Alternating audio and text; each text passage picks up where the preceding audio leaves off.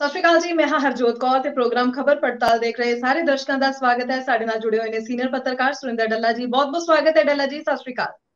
ਸਤਿ ਸ਼੍ਰੀ ਅਕਾਲ ਹਰਜੋਤ ਜੀ, ਬਹੁਤ ਧੰਨਵਾਦ ਤੁਹਾਡਾ ਵੀ ਔਰ ਦੁਨੀਆ ਭਰ ਦੇ ਪੰਜਾਬੀਆਂ ਜੀ। ਸੋ ਡੱਲਾ ਜੀ, ਢੇਰ ਸਾਰੇ ਜੋ ਮੁੱਦੇ ਨੇ ਜਿਨ੍ਹਾਂ ਉੱਪਰ ਆਪਾਂ ਅੱਜ ਗੱਲ ਕਰਨੀ ਹੈ। ਸਭ ਤੋਂ ਪਹਿਲਾਂ ਗੱਲ ਕਰੀਏ ਤਾਂ ਪੰਜਾਬ ਦੀ ਸਲਾਹਕਾਰ ਕਮੇਟੀ ਦੇ ਜੋ ਚੇਅਰਮੈਨ ਬਣਾ ਦਿੱਤਾ ਗਿਆ ਹੈ ਰਾਘਵ ਚੱਡਾ ਨੂੰ, ਉਸ ਨੂੰ ਲੈ ਕੇ ਸਿਆਸੀ ਵਿਰੋਧ ਕਿਉਂ ਹੋ ਰਿਹਾ, ਚਰਚਾ ਕਰਾਂਗੇ।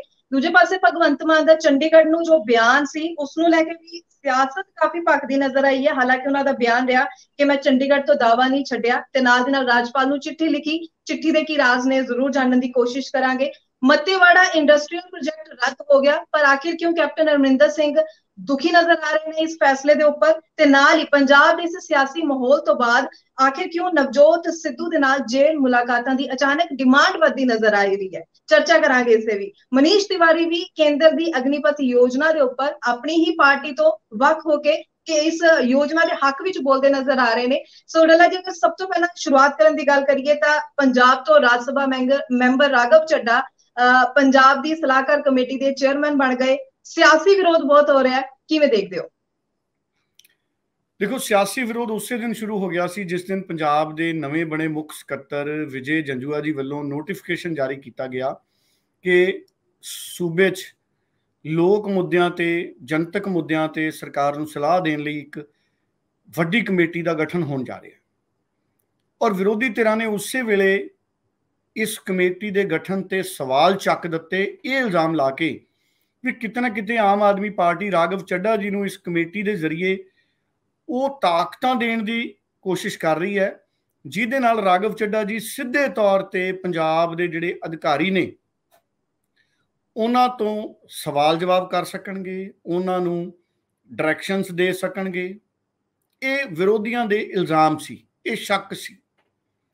ਦੇਖੋ, ਜਦੋਂ ਕੈਬਨਿਟ ਰੈਂਕ ਉਹਨਾਂ ਨੂੰ ਮਿਲ ਜੂਗਾ, ਕਿਉਂਕਿ ਸਲਾਹਕਾਰ ਤਾਂ ਉਹਨਾਂ ਨੂੰ ਇਸ ਕਮੇਟੀ ਦਾ ਬਣਾਤਾ, ਜਦੋਂ ਉਹਨਾਂ ਕੋਲੇ ਕੈਬਨਿਟ ਰੈਂਕ ਆ ਜੂਗਾ ਸੋ ਬਤੌਰ ਸਲਾਹਕਾਰ ਉਹਨਾਂ ਕੋਲੇ ਕਈ ਖਾਸ ਤਰ੍ਹਾਂ ਦੀਆਂ ਤਾਕਤਾਂ ਆ ਜਾਣਗੀਆਂ।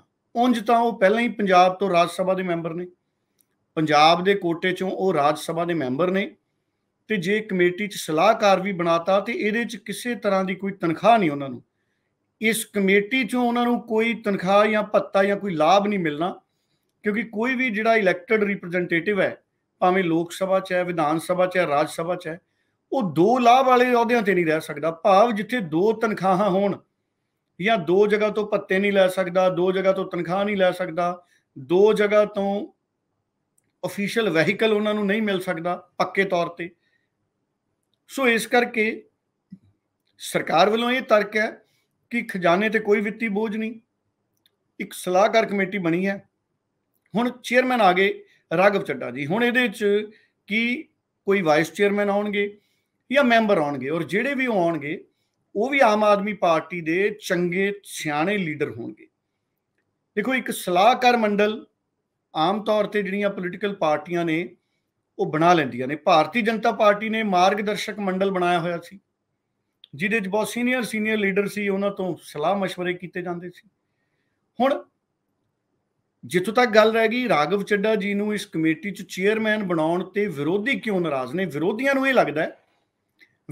ਇਹ ਲੱਗਦਾ ਹੈ ਕਿ ਰਾਘਵ ਚੱਡਾ ਦੇ ਇਸ ਕਮੇਟੀ ਦੇ ਚੇਅਰਮੈਨ ਬਣਨ ਨਾਲ, ਇੱਕ ਤਰੀਕੇ ਨਾਲ ਸਰਕਾਰ ਦੀ ਸਲਾਹਕਾਰ ਕਮੇਟੀ ਦੇ ਚੇਅਰਮੈਨ ਬਣਨ ਨਾਲ ਰਾਘਵ ਚੱਡਾ ਜੀ ਦੀਆਂ ਰਿਕਮੈਂਡੇਸ਼ਨ ਸਿਫਾਰਿਸ਼ਾਂ ਮੰਨੀਆਂ ਜਾਣਗੀਆਂ ਤੇ ਭਗਵੰਤ ਮਾਨ ਸਾਹਿਬ ਉਹ ਸਿਫਾਰਿਸ਼ਾਂ ਨੂੰ ਅਮਲ 'ਚ ਲਿਆਉਣਗੇ।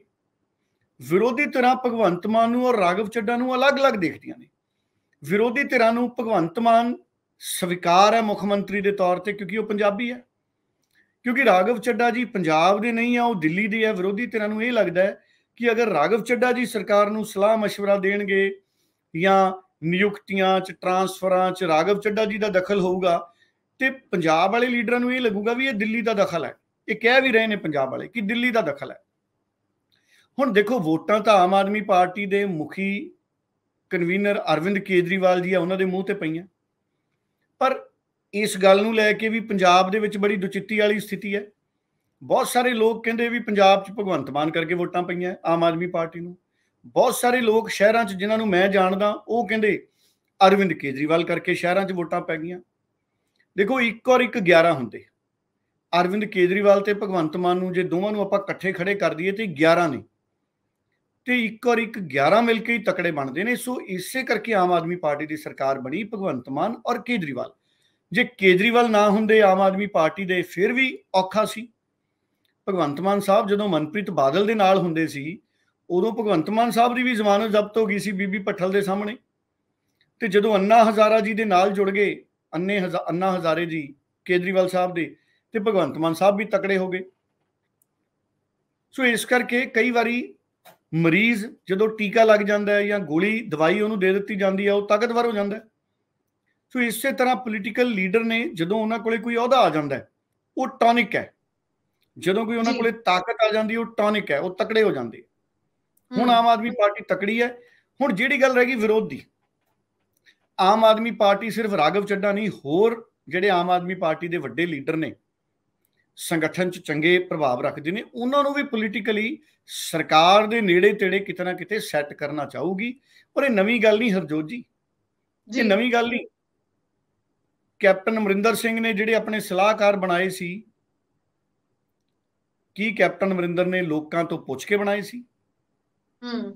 ਪ੍ਰਕਾਸ਼ ਸਿੰਘ ਬਾਦਲ ਹੋਣਾ ਨੇ ਕਈ ਸਲਾਹਕਾਰ ਬਣਾਏ ਸੀ, ਉਹ ਪੁੱਛ ਕੇ ਬਣਾਏ ਸੀ। ਠੀਕ ਹੈ, ਆਮ ਆਦਮੀ ਪਾਰਟੀ ਨੇ ਰਾਘਵ ਚੱਡਾ ਨੂੰ ਪਾਰਲੀਮੈਂਟ ਰਾਜ ਸਭਾ 'ਚ ਭੇਜਤਾ, ਉਹ ਦਿੱਲੀ ਨਾਲ ਸੰਬੰਧ ਰੱਖਦੇ ਸੀ। ਉਹ ਗੱਲ ਮੈਂ ਵੀ ਮਹਿਸੂਸ ਕੀਤੀ ਕਿ ਰਾਘਵ ਚੱਡਾ ਜੀ ਦੇ ਸਲਾਹਕਾਰ ਬਣਨ ਤੇ ਮੈਨੂੰ ਕੋਈ ਇਤਰਾਜ਼ ਨਹੀਂ, ਪਰ ਰਾਘਵ ਚੱਡਾ ਜੀ ਦੀ ਥਾਂ ਤੇ ਅਗਰ ਰਾਜ ਸਭਾ ਦੇ ਵਿੱਚ ਆਮ ਆਦਮੀ ਪਾਰਟੀ ਦੇ ਪੰਜਾਬ ਦੇ ਕਿਸੇ ਵਲੰਟੀਅਰ ਨੂੰ, ਕਿਸੇ ਅਹੁਦੇਦਾਰ ਨੂੰ ਭੇਜਦੀ, ਤੇ ਉਹ ਮੈਨੂੰ ਜ਼ਿਆਦਾ ਖੁਸ਼ੀ ਹੋਣੀ ਸੀ। ਕਿਉਂਕਿ ਰਾਘਵ ਚੱਡਾ ਜੀ ਨੂੰ ਅਗਰ ਰਾਜ ਸਭਾ 'ਚ ਭੇਜਣਾ ਸੀ ਤਾਂ ਦਿੱਲੀ ਦੇ ਕੋਟੇ 'ਚ ਭੇਜ ਦਿੰਦੇ, ਜਾਂ ਰਾਘਵ ਚੱਡਾ ਜੀ ਪੰਜਾਬ 'ਚ ਹਜੇ 4-5 ਸਾਲ ਹੋਰ ਮਿਹਨਤ ਕਰ ਲੈਂਦੇ। ਵੈਸੇ ਤਾਂ 17 ਤੋਂ ਬਾਅਦ ਰਾਘਵ ਚੱਡਾ ਜੀ ਪੰਜਾਬ 'ਚ ਕਾਫੀ ਸਰਗਰਮ ਰਹੇ ਨੇ, ਉਹਨਾਂ ਨੇ ਦਿੱਲੀ ਦੀ ਵਿਧਾਇਕੀ ਵੀ ਛੱਡੀ, ਪਰ ਫਿਰ ਵੀ ਮੇਰਾ ਇਹ ਤਰਕ ਹੈ ਕਿ ਉਹ ਸਲਾਹਕਾਰ ਬਣ ਗਏ, ਇਹਦੇ 'ਚ ਕੋਈ ਇਤਰਾਜ਼ ਨਹੀਂ। ਰਾਜ ਸਭਾ 'ਚ ਉਹਨਾਂ ਦੀ ਥਾਂ ਤੇ ਪੰਜਾਬ ਦੇ ਕਿਸੇ ਲੀਡਰ ਨੂੰ ਭੇਜ ਦਿੱਤਾ ਜਾਣਾ ਚਾਹੀਦਾ ਸੀ, ਪਰ ਕਿਉਂਕਿ ਹੁਣ ਉਹ ਰਾਜ ਸਭਾ ਦੇ ਮੈਂਬਰ ਪੰਜਾਬ ਦੇ ਕੋਟੇ ਤੋਂ ਨੇ, ਇਸ ਕਰਕੇ ਉਹ ਰਿਪਰੈਜ਼ੈਂਟ ਤਾਂ ਪੰਜਾਬ ਨੂੰ ਹੀ ਕਰ ਰਹੇ ਨੇ। ਜੇ ਉਹ ਪੰਜਾਬ ਨੂੰ ਰਿਪਰੈਜ਼ੈਂਟ ਕਰ ਰਹੇ ਨੇ, ਫਿਰ ਉਹਨਾਂ ਦੀ ਸਲਾਹਕਾਰ ਦੀ ਨਿਯੁਕਤੀ ਤੇ ਇੰਨਾ ਰੌਲਾ। ਔਰ ਮੈਂ ਇਤਿਹਾਸ ਦੱਸਦਾ, ਜਦੋਂ ਡਾਕਟਰ ਮਨਮੋਹਨ ਸਿੰਘ ਪ੍ਰਧਾਨ ਮੰਤਰੀ ਬਣੇ, ਯੂਪੀਏ ਦੀ ਸਰਕਾਰ ਸੀ, ਯੂਨਾਈਟਿਡ ਪ੍ਰੋਗਰੈਸਿਵ ਅਲਾਇੰਸ, ਉਹਦੇ ਵਿੱਚ ਬੀਬੀ ਸੋਨੀਆ ਗਾਂਧੀ ਜੀ ਨੂੰ ਯੂਪੀਏ ਦਾ ਚੇਅਰਪਰਸਨ ਬਣਾ ਦਿੱਤਾ ਗਿਆ ਸੀ। ਰਾਘਵ ਚੱਡਾ ਜੀ ਨੂੰ ਪੰਜਾਬ 'ਚ ਕਿਸੇ ਅਲਾਇੰਸ ਦਾ ਚੇਅਰਪਰਸਨ ਨਹੀਂ ਬਣਾਇਆ ਗਿਆ, ਉਹ ਸਲਾਹਕਾਰ ਕਮੇਟੀ ਦੇ ਮੈਂਬਰ ਨੇ, ਚੇਅਰਮੈਨ ਨੇ। ਸੋਨੀਆ ਗਾਂਧੀ ਜੀ ਯੂਪੀਏ ਦੇ ਚੇਅਰਪਰਸਨ ਸੀ ਔਰ ਕੈਬਨਿਟ ਰੈਂਕ ਸੀ ਉਹਨਾਂ ਕੋਲੇ ਦੇਸ਼ ਦਾ। ਔਰ ਜਾਰਜ ਫਰਨਾਂਡਸ ਸਾਹਿਬ, ਉਹਨਾਂ ਕੋਲੇ ਐਨਡੀਏ ਦਾ, ਨੈਸ਼ਨਲ ਡੈਮੋਕ੍ਰੈਟਿਕ ਅਲਾਇੰਸ, ਜਦੋਂ ਅਟਲ ਬਿਹਾਰੀ ਵਾਜਪਾਈ ਦੀ ਸਰਕਾਰ ਬਣੀ ਸੀ, ਗਠਬੰਧਨ ਬਣਿਆ ਸੀ, ਪ੍ਰਕਾਸ਼ ਸਿੰਘ ਬਾਦਲ ਵੀ ਉਦੋਂ ਨਾਲ ਹੁੰਦੇ ਸੀ। ਅੱਜ ਅਕਾਲੀ ਦਲ ਰਾਘਵ ਚੱਡਾ ਜੀ ਦਾ ਵਿਰੋਧ ਕਰ ਰਿਹਾ, ਪਰ ਪ੍ਰਕਾਸ਼ ਸਿੰਘ ਬਾਦਲ ਨੂੰ ਵੀ ਐਨਡੀਏ ਦਾ ਚੇਅਰਪਰਸਨ ਬਣਾਉਣ ਦੀਆਂ ਗੱਲਾਂ ਚੱਲੀਆਂ ਸੀ ਉਦੋਂ। ਫਿਰ ਪ੍ਰਕਾਸ਼ ਸਿੰਘ ਬਾਦਲ ਉਹਨਾਂ ਕੋਲੇ ਕੇਂਦਰ ਦਾ ਕੈਬਨਿਟ ਰੈਂਕ ਹੋਣਾ ਸੀ। ਜਾਰਜ ਫਰਨਾਂਡਸ ਸਾਹਿਬ ਦੁਨੀਆ 'ਚ ਨਹੀਂ ਰਹੇ, ਬੜੇ ਸੀਨੀਅਰ ਲੀਡਰ ਸੀ। ਜਾਰਜ ਫਰਨਾਂਡਸ ਅਟਲ ਬਿਹਾਰੀ ਵਾਜਪਾਈ ਦੀ ਸਰਕਾਰ 'ਚ ਚੇਅਰਪਰਸਨ ਸੀ ਐਨਡੀਏ ਦੇ, ਔਰ ਉਹਨਾਂ ਕੋਲੇ ਵੀ ਕੈਬਨਿਟ ਦਾ ਰੈਂਕ ਸੀ। ਇਸ ਕਰਕੇ ਇਸ ਤਰੀਕੇ ਦੀਆਂ ਪੋਸਟਾਂ ਪੋਲੀਟੀਕਲ ਪਾਰਟੀਆਂ ਆਪਣੇ ਲੀਡਰਾਂ ਨੂੰ ਦਿੰਦੀਆਂ ਰਹਿੰਦੀਆਂ ਨੇ। ਹੁਣ ਤੁਸੀਂ ਦੇਖੋ, ਕਾਂਗਰਸ ਦੀ ਸਰਕਾਰ 'ਚ ਚਰਨਜੀਤ ਚੰਨੀ ਜੀ ਮੁੱਖ ਮੰਤਰੀ ਸੀ, ਤੇ ਪ੍ਰਭਾਰੀ ਕਾਂਗਰਸ ਦੇ ਸੀਗੇ ਰਾਜਸਥਾਨ ਤੋਂ ਆਉਂਦੇ ਨੇ। ਉਦੋਂ ਨਹੀਂ ਕਿਸੇ ਨੇ ਇਤਰਾਜ਼ ਕੀਤਾ ਵੀ ਰਾਜਸਥਾਨ ਦੇ ਜਿਹੜੇ ਨੇ ਉਹ ਪ੍ਰਭਾਰੀ ਕਾਂਗਰਸ ਦੇ ਕਿਉਂ ਲੱਗੇ ਜੀ। ਰਾਘਵ ਚੱਡਾ ਵੀ ਸਹਿ ਪ੍ਰਭਾਰੀ ਸੀ ਆਮ ਆਦਮੀ ਪਾਰਟੀ ਦੇ, ਦਿੱਲੀ ਤੋਂ ਆਏ। ਹੁਣ ਸਰਕਾਰੀ ਮੀਟਿੰਗਾਂ ਦੇ ਵਿੱਚ ਜਿੱਥੇ ਚਰਨਜੀਤ ਚੰਨੀ ਸਾਹਿਬ ਸੀਗੇ, ਕਈ ਵਾਰੀ ਨਾਲ ਹੁੰਦੇ ਸੀਗੇ ਚਰਨਜੀਤ ਚੰਨੀ ਉਹਨਾਂ ਦੇ, ਜਿਹੜੇ ਰਾਜਸਥਾਨ ਤੋਂ ਆਏ ਪ੍ਰਭਾਰੀ ਸੀ ਕਾਂਗਰਸ ਦੇ। ਔਰ ਮੁੱਖ ਮੰਤਰੀ ਦਾ ਜਿਹੜਾ ਨਿਵਾਸ ਹੈ, ਅਖਬਾਰ ਲਿਖਦੇ ਸੀ, ਉੱਥੇ ਆਲੇ ਦੁਆਲੇ ਉਹਨਾਂ ਦਾ ਡੇਰਾ ਰਹਿੰਦਾ ਸੀ, ਤੇ ਉਦੋਂ ਤਾਂ ਕਿਸੇ ਨੇ ਸਵਾਲ ਨਹੀਂ ਖੜਾ ਕੀਤਾ। ਸੋ ਇਸ ਕਰਕੇ ਇਹ ਗੱਲਾਂ ਦੇਖੋ, ਹੁਣ ਮੈਂ ਦੇਖ ਰਿਹਾ ਸੀ ਬੀਜੇਪੀ ਦੇ ਲੀਡਰ ਵੀ ਵਿਰੋਧ ਕਰ ਰਹੇ ਸੀ। ਬੀਜੇਪੀ ਦੇ ਲੀਡਰ ਤਾਂ ਆਪ ਪੰਜਾਬ ਦੇ ਕਾਂਗਰਸ ਦੇ ਲੀਡਰਾਂ ਨੂੰ ਉਧਾਰੇ ਲੈ ਕੇ ਜਾ ਰਹੇ ਆ। ਹੁਣ ਬੀਜੇਪੀ ਜਿਹੜੀ ਸਭ ਤੋਂ ਵੱਧ ਵਿਰੋਧੀ ਸੀ ਕਾਂਗਰਸ ਦੀ, ਉਹਨਾਂ ਨੇ ਕਾਂਗਰਸ ਦੇ ਲੀਡਰਾਂ ਨੂੰ ਖੁੱਲਾ ਵੈਲਕਮ ਕਰਤਾ, ਜਿਵੇਂ ਕੈਨੇਡਾ ਦੇ ਕਾਲਜ ਪੰਜਾਬ ਦੇ ਵਿਦਿਆਰਥੀਆਂ ਦਾ ਵੈਲਕਮ ਕਰਦੇ ਨੇ ਵੀ ਤੁਸੀਂ ਆ ਜਾਓ ਬਸ। ਸੋ ਇਸ ਕਰਕੇ ਬੀਜੇਪੀ ਦਾ ਵੀ ਜਿਹੜਾ ਵਿਰੋਧ ਹੈ, ਉਹਦੇ ਪਿੱਛੇ ਕੋਈ ਠੋਸ ਤਰਕ ਨਹੀਂ ਹੈ। ਹਾਂ, ਇਹ ਵੀ ਹੋ ਸਕਦਾ ਹੈ ਇਹ ਆਮ ਆਦਮੀ ਪਾਰਟੀ ਨੇ ਕੀਤਾ ਨਹੀਂ। ਜਦੋਂ ਰਾਘਵ ਚੱਡਾ ਜੀ ਪੰਜਾਬ ਦੇ ਕੋਟੇ ਤੋਂ ਰਾਜ ਸਭਾ 'ਚ ਚਲੇ ਗਏ, ਜੇ ਆਮ ਆਦਮੀ ਪਾਰਟੀ ਚਾਹਵੇ ਕਿ ਉਹਨਾਂ ਨੂੰ ਮੰਤਰੀ ਵੀ ਬਣਾ ਸਕਦੀ ਸੀ। ਉਹਨਾਂ ਨੂੰ 6 ਮਹੀਨੇ ਬਾਅਦ ਕਿਸੇ ਐਮਐਲਏ ਨੂੰ ਰਿਜ਼ਾਈਨ ਕਰਾ ਕੇ ਦੁਬਾਰਾ ਚੋਣ ਲੜਾ ਦਿੰਦੇ। ਉਹ ਗੱਲ ਵੱਖਰੀ ਹੈ ਕਿ ਕਿਤੇ ਸੰਗਰੂਰ ਵਾਲਾ ਹਾਲ ਨਾ ਹੋ ਜਾਂਦਾ, ਉਹ ਗੱਲ ਵੱਖਰੀ ਹੈ। ਅਗਰ ਉਹ ਹਾਲ ਹੋ ਜਾਂਦਾ ਤੇ ਫਿਰ ਬੜਾ ਨੁਕਸਾਨ ਹੋਣਾ ਸੀ, ਪਰ ਹੋ ਤਾਂ ਕੁਝ ਵੀ ਸਕਦਾ। ਅੱਛਾ, ਇਹ ਵੀ ਹੋ ਸਕਦਾ ਹਰਜੋਤ ਜੀ, ਮੈਂ ਤੁਹਾਨੂੰ ਦੱਸਾਂ ਅੱਜ ਜੀ 2024 ਦੀਆਂ ਚੋਣਾਂ 'ਚ ਕੋਈ ਵੱਡੀ ਗੱਲ ਨਹੀਂ ਹੈ, ਆਮ ਆਦਮੀ ਪਾਰਟੀ ਰਾਘਵ ਚੱਡਾ ਜੀ ਨੂੰ ਕਿਤੋਂ ਮੈਂਬਰ ਪਾਰਲੀਮੈਂਟ ਦੀ ਚੋਣ ਲੜਾ ਦੇ। ਇਹ ਵੀ ਪੋਸੀਬਲ ਹੈ, ਕਿਉਂਕਿ ਅਗਰ ਹਾਰ ਵੀ ਜਾਣਗੇ ਵੱਧ ਤੋਂ ਵੱਧ ਤਾਂ ਰਾਜ ਸਭਾ ਦੀ ਸੀਟ ਹੀ ਖਾਲੀ ਹੋਊਗੀ ਨਾ, ਤੇ ਉਹ ਰਾਜ ਸਭਾ ਦੀ ਸੀਟ ਫਿਰ ਆਮ ਆਦਮੀ ਪਾਰਟੀ ਕੋਲ ਹੀ ਰਹਿ ਜਾਣੀ ਹੈ। ਸੋ ਇਸ ਕਰਕੇ ਰਾਘਵ ਚੱਡਾ ਜੀ ਨੂੰ ਪੰਜਾਬ ਤੋਂ ਲੋਕ ਸਭਾ ਦੀ ਚੋਣ ਵੀ ਆਉਣ ਵਾਲੇ ਸਮੇਂ 'ਚ ਆਮ ਆਦਮੀ ਪਾਰਟੀ ਲਾ ਸਕਦੀ ਹੈ 24 'ਚ। ਉਹਨਾਂ ਦੇ ਆਪਣੇ ਲੀਡਰ ਨੇ, ਉਹ ਜਿਵੇਂ ਮਰਜ਼ੀ ਉਹਨਾਂ ਨੂੰ ਜਿੱਥੇ ਮਰਜ਼ੀ ਉਹਨਾਂ ਦੀ ਡਿਊਟੀ ਲਾ ਦੇਣ। ਹੁਣ ਆਮ ਆਦਮੀ ਪਾਰਟੀ ਵੀ ਕੁਝ ਮਾਮਲਿਆਂ 'ਚ ਉਸੇ ਤਰ੍ਹਾਂ ਕੰਮ ਕਰ ਰਹੀ ਹੈ ਜਿਵੇਂ ਅਕਾਲੀ ਦਲ, ਬੀਜੇਪੀ ਜਾਂ ਕਾਂਗਰਸ ਕੰਮ ਕਰਦੇ ਸੀ, ਤੇ ਜਿਹੜੇ ਵਿਰੋਧੀ ਆ ਉਹਨਾਂ ਨੂੰ ਇਹ ਗੱਲ ਬਰਦਾਸ਼ਤ ਨਹੀਂ ਹੋ ਰਹੀ ਵੀ ਇਹ ਸਾਡੀ ਤਰ੍ਹਾਂ ਕੰਮ ਕਿਉਂ ਕਰ ਰਹੇ ਨੇ। ਸੋ ਇਸ ਕਰਕੇ ਜਿਹੜਾ ਵਿਰੋਧ ਹੈ ਉਹ ਹੋ ਰਿਹਾ, ਪਰ ਮੈਨੂੰ ਇਹ ਲੱਗਦਾ ਕਿ ਇਹ ਕੋਈ ਐਡਾ ਵੱਡਾ ਫੈਸਲਾ ਨਹੀਂ, ਕਿਉਂਕਿ ਜਦੋਂ ਹੁਣ ਸਲਾਹ ਦੇਣਗੇ ਤੇ ਮੁੱਖ ਮੰਤਰੀ ਦਾ ਅਧਿਕਾਰ ਖੇਤਰ ਹੈ, ਉਹ ਕੋਈ ਸਲਾਹ ਮੰਨਣੀ ਚਾਹਣ ਨਾ ਮੰਨਣੀ ਚਾਹਣ। ਬਿਲਕੁਲ ਬਿਲकुल ਸਹੀ ਕਿਹਾ, ਪਰ ਫਿਲਹਾਲ ਇਹ ਨਜ਼ਰ ਸੰਭਾਵਨਾਵਾਂ ਜ਼ਰੂਰ ਜੀ ਮੈਂ ਤੁਹਾਨੂੰ ਦੱਸਦਾ, ਸਾਡੇ ਇਹ ਰਿਵਾਜ ਹੈ, ਜਦੋਂ ਨਵਜੋਤ ਸਿੰਘ ਸਿੱਧੂ ਉਹਨਾਂ ਨੇ ਇੱਕ ਆਪਣੇ ਸਲਾਹਕਾਰ ਬਣਾਏ ਸੀ ਕਸ਼ਮੀਰ ਦੇ ਮੁੱਦੇ ਤੇ, ਉਹਨਾਂ ਨੇ ਜਦੋਂ ਆਪਣਾ ਬਿਆਨ ਦਿੱਤਾ, ਉਹ ਬਿਆਨ ਐਡਾ ਵਿਵਾਦਿਤ ਹੋ ਗਿਆ, ਪੂਰੇ ਦੇਸ਼ ਨੇ ਨਵਜੋਤ ਸਿੰਘ ਸਿੱਧੂ ਦੇ ਸਲਾਹਕਾਰ ਨੂੰ ਮੁੱਦਾ ਬਣਾਤਾ ਵੀ ਜੋ ਨਵਜੋਤ ਸਿੰਘ ਸਿੱਧੂ ਦਾ ਸਲਾਹਕਾਰ ਕਹਿ ਰਿਹਾ ਹੈ ਉਹੀ ਸਿੱਧੂ ਕਹਿ ਰਿਹਾ। ਬਿਲਕੁਲ, ਜਦਕਿ ਉਹ ਨਵਜੋਤ ਸਿੰਘ ਸਿੱਧੂ ਦੇ ਸਲਾਹਕਾਰ ਦੀ ਆਪਣੀ ਸਲਾਹ ਸੀ। ਹੁਣ ਸਿੱਧੂ ਸਾਹਿਬ ਉਹਨਾਂ ਨੂੰ ਮੰਨਦੇ, ਉਹਦੀ ਸਲਾਹ ਨੂੰ ਨਾ ਮੰਨਦੇ, ਉਹ ਗੱਲ ਵੱਖਰੀ ਸੀ। ਇਸੇ ਤਰ੍ਹਾਂ ਰਾਘਵ ਚੱਡਾ ਦੀ ਸਲਾਹ ਸਰਕਾਰ ਤੇ ਬਾਈਂਡਿੰਗ ਨਹੀਂ ਹੋਊਗੀ। Raghav Chadha is not a chief minister, ਇਹ ਮੁੱਖ ਮੰਤਰੀ ਦਾ ਅਧਿਕਾਰ ਖੇਤਰ ਹੈ ਕਿ ਸਲਾਹਕਾਰ ਕਮੇਟੀ ਦੀ ਕੋਈ ਸਲਾਹ ਆਉਂਦੀ ਹੈ, ਕਿੰਨੀ ਕੁ ਮੰਨਣੀ ਹੈ, ਕਿੰਨੀ ਕੁ ਨਹੀਂ ਮੰਨਣੀ, ਇਹ ਉਹਨਾਂ ਦਾ ਅਧਿਕਾਰ ਖੇਤਰ ਹੈ। ਬਿਲਕੁਲ ਸਹੀ ਕਿਹਾ ਤੁਸੀਂ ਢੱਲਾ ਜੀ, ਪਰ ਇਹ ਸੰਭਾਵਨਾਵਾਂ ਜ਼ਰੂਰ ਬਣਦੀਆਂ ਦਿਖ ਰਹੀਆਂ ਕਿ ਆਉਣ ਵਾਲੇ ਸਮੇਂ ਦੇ ਵਿੱਚ ਪੰਜਾਬ ਦੇ ਵਿੱਚ ਇਸ ਮੁੱਦੇ ਨੂੰ ਲੈ ਕੇ ਵੀ ਸਿਆਸਤ ਤੇਜ਼ ਜ਼ਰੂਰ ਹੋਏਗੀ। ਦੂਜੇ ਪਾਸੇ ਅਗਰ ਗੱਲ ਕਰੀਏ, ਇੱਕ ਮੁੱਦਾ ਆਲਰੇਡੀ ਜੋ ਭਖਿਆ ਹੋਇਆ ਜ਼ਰੂਰ ਕਿ ਜੋ ਪੰਜਾਬ ਦੇ ਮੁੱਖ ਮੰਤਰੀ ਭਗਵੰਤ ਮਾਨ ਦਾ ਚੰਡੀਗੜ੍ਹ ਨੂੰ ਲੈ ਕੇ ਬਿਆਨ ਆਇਆ ਸੀ। ਹਾਲਾਂਕਿ ਵਿਰੋਧੀਆਂ ਨੂੰ ਉਹਨਾਂ ਨੇ ਜਵਾਬ ਵੀ ਦਿੱਤਾ ਕਿ ਮੈਂ ਚੰਡੀਗੜ੍ਹ ਤੇ ਆਪਣਾ ਦਾਅਵਾ ਨਹੀਂ ਛੱਡਿਆ, ਪਰ ਫਿਰ ਵੀ ਸਿਆਸਤ ਪੂਰੀ ਹੋ ਰਹੀ ਹੈ। ਸੋ ਖਬਰ ਇਹ ਵੀ ਹੁਣ ਆਈ ਕਿ ਚਿੱਠੀ ਲਿਖੀ ਹੈ ਇੱਕ ਮੁੱਖ ਮੰਤਰੀ ਭਗਵੰਤ ਮਾਨ ਨੇ ਰਾਜਪਾਲ ਨੂੰ, ਆਖਿਰ ਕੀ ਖਾਸ ਹੈ ਉਸ ਚਿੱਠੀ ਵਿੱਚ ਤੇ ਇਸ ਚਿੱਠੀ ਨਾਲ ਆਉਣ ਵਾਲੇ ਸਮੇਂ ਵਿੱਚ ਕੀ ਫਰਕ ਪੈਂਦਾ ਨਜ਼ਰ ਆਏਗਾ? ਦੇਖੋ, ਭਗਵੰਤ ਮਾਨ ਦੀ ਜਿਹੜੀ ਸਿਆਸੀ ਇਮੇਜ ਸੀ ਉਹਦੇ ਤੇ ਸੱਟ ਵੱਜੀ ਉਹਨਾਂ ਦੇ ਟਵੀਟ ਨਾਲ। ਉਹਨਾਂ ਦੇ ਟਵੀਟ ਤੇ ਮੈਂ ਵੀ ਟਵੀਟ ਕੀਤਾ ਸੀ ਕਿ ਭਗਵੰਤ ਮਾਨ ਸਾਹਿਬ, ਮਤਾ ਤਾਂ ਆਪਾਂ ਪਾਸ ਕੀਤਾ ਹੈ, ਚੰਡੀਗੜ੍ਹ ਪੂਰਾ ਆਪਾਂ ਲੈਣਾ ਹੈ, ਤੇ ਆਪਾਂ ਮੰਗੀ ਜਾਂਦੇ ਆ ਵਿਧਾਨ ਸਭਾ ਲਈ ਜ਼ਮੀਨ, ਤੇ ਉਹ ਵਿਧਾਨ ਸਭਾ ਤਾਂ ਪਹਿਲਾਂ ਹੀ ਆਪਣੀ ਹੈ। ਤੇ ਉਹ ਵਿਰੋਧੀਆਂ ਨੇ ਮੇਰੇ ਤੋਂ ਪਹਿਲਾਂ ਕਈ ਟਵੀਟ ਕੀਤੇ, ਸੁਖਪਾਲ ਖਹਿਰਾ ਨੇ ਟਵੀਟ ਕੀਤਾ, ਆਮ ਆਦਮੀ ਪਾਰਟੀ ਨੇ, ਰਾਜਾ ਵੜਿੰਗ ਨੇ, ਬਹੁਤ ਸਾਰੇ ਲੀਡਰਾਂ ਨੇ ਭਗਵੰਤ ਮਾਨ ਸਾਹਿਬ ਦੇ ਉਸ ਟਵੀਟ ਦਾ ਬੁਰਾ ਮਨਾਇਆ, ਚੰਗਾ ਨਹੀਂ ਮੰਨਿਆ ਉਹਨੂੰ। ਭਗਵੰਤ ਮਾਨ ਸਾਹਿਬ ਨੇ ਪਹਿਲਾਂ ਪੰਜਾਬੀ 'ਚ ਟਵੀਟ ਕੀਤਾ, ਫਿਰ ਹਿੰਦੀ 'ਚ ਵੀ ਆ ਗਿਆ। ਕਈ ਲੋਕਾਂ ਨੇ ਇੱਥੇ ਤੱਕ ਇਲਜ਼ਾਮ ਲਾਤੇ ਕਿ ਭਗਵੰਤ ਮਾਨ ਸਾਹਿਬ ਦਾ ਟਵਿੱਟਰ ਆਮ ਆਦਮੀ ਪਾਰਟੀ ਦੇ ਕੁਝ ਲੀਡਰ ਹੀ ਚਲਾ ਰਹੇ ਨੇ, ਭਗਵੰਤ ਮਾਨ ਸਾਹਿਬ ਨੂੰ ਤਾਂ ਪਤਾ ਹੀ ਨਹੀਂ ਵੀ ਇਹ ਟਵੀਟ ਆ ਗਿਆ। ਇਹ ਇਲਜ਼ਾਮ ਲੱਗੇ ਭਗਵੰਤ ਮਾਨ ਸਾਹਿਬ ਤੇ। ਹੁਣ ਜਿਹੜੀ ਕੱਲ ਚਿੱਠੀ ਲਿਖੀ ਭਗਵੰਤ ਮਾਨ ਸਾਹਿਬ ਨੇ, ਉਹਨਾਂ ਨੇ ਇਹ ਸੁਨੇਹਾ ਦੇਣ ਦੀ ਕੋਸ਼ਿਸ਼ ਕੀਤੀ ਵੀ ਮੈਂ ਚੰਡੀਗੜ੍ਹ ਨੂੰ ਲੈ ਕੇ ਓਨਾ ਹੀ ਗੰਭੀਰ ਹਾਂ ਜਿੰਨਾ ਵਿਰੋਧੀ ਧਿਰਾਂ ਦੇ ਲੀਡਰ ਗੰਭੀਰ ਨੇ। ਸੋ ਡੈਮੇਜ ਕੰਟਰੋਲ, ਜਿਹੜਾ ਇਮੇਜ ਦਾ ਡੈਮੇਜ ਹੋਇਆ ਭਗਵੰਤ ਮਾਨ ਸਾਹਿਬ ਦਾ, ਉਹਨੂੰ ਕੰਟਰੋਲ ਕਰਨ ਦੀ ਕੋਸ਼ਿਸ਼ ਕੀਤੀ ਹੈ। ਉਹਨਾਂ ਨੇ ਹੁਣ ਚਿੱਠੀ ਲਿਖੀ ਪੰਜਾਬ ਦੇ ਗਵਰਨਰ ਨੂੰ, ਉਹ ਕਹਿੰਦੇ ਚੰਡੀਗੜ੍ਹ ਦੇ ਵਿੱਚ 60-40 ਦਾ ਅਨੁਪਾਤ ਲਾਗੂ ਕੀਤਾ ਜਾਵੇ, ਉਹਨੂੰ ਕਾਇਮ ਰੱਖਿਆ ਜਾਵੇ। 60-40 ਦੇ ਅਨੁਪਾਤ ਤੋਂ ਭਾਵ ਇਹ ਹੈ ਕਿ ਚੰਡੀਗੜ੍ਹ ਦੇ ਵਿੱਚ ਜਿੰਨੀਆਂ ਵੀ ਨਿਯੁਕਤੀਆਂ ਨੇ ਪੰਜਾਬ ਤੇ ਹਰਿਆਣੇ ਚੋਂ 60-40 ਦੀ ਵੰਡ ਹੁੰਦੀ ਹੈ। ਹੁਣ ਉਹਨਾਂ ਨੇ ਇਹ ਵੀ ਕਿਹਾ, ਰਾਜਪਾਲ ਨੂੰ ਜਿਹੜੀ ਚਿੱਠੀ ਲਿਖੀ, ਵੀ 1966 ਚ ਜਿਹੜਾ ਪੰਜਾਬ ਪੁਨਰਗਠਨ ਐਕਟ ਸੀ, ਉਸ ਤੋਂ ਬਾਅਦ ਜਿਹੜੇ ਅਫਸਰ ਸੀ ਆਮ ਤੌਰ ਤੇ ਕੁਝ ਅਸਾਮੀਆਂ ਨੇ ਚੰਡੀਗੜ੍ਹ ਚ, ਜਿਵੇਂ ਗ੍ਰਹਿ ਸਕੱਤਰ ਹੈ ਹਰਜੋਤ ਜੀ, ਡਿਪਟੀ ਕਮਿਸ਼ਨਰ ਹੈ, ਵਿੱਤ ਸਕੱਤਰ ਹੈ, ਨਗਰ ਨਿਗਮ ਦੇ ਕਮਿਸ਼ਨਰ ਨੇ, ਇਹਨਾਂ ਨੂੰ ਭਾਰਤ ਸਰਕਾਰ ਦੀ ਪ੍ਰਵਾਨਗੀ ਨਾਲ ਇੰਟਰ ਕਾਡਰ ਡੈਪੂਟੇਸ਼ਨ ਤੇ ਲਿਆ ਜਾਂਦਾ ਹੈ।